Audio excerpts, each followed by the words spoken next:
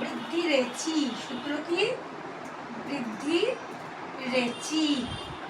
এবার দেখ বলছিলাম যেটা পড়াতে গিয়ে, এখানে আর তোমরা শুধু করবে অ আয়ের পর যদি এ কিংবা ওই থাকে তাহলে ওই হবে। উদাহরণ দিই, যেমন পদ্ম যুক্ত এব, পদ্মদয় যখন জ অ আছে, এবর এ আছে, তাহলে দুটো মিলে হবে ওই, তাই তো?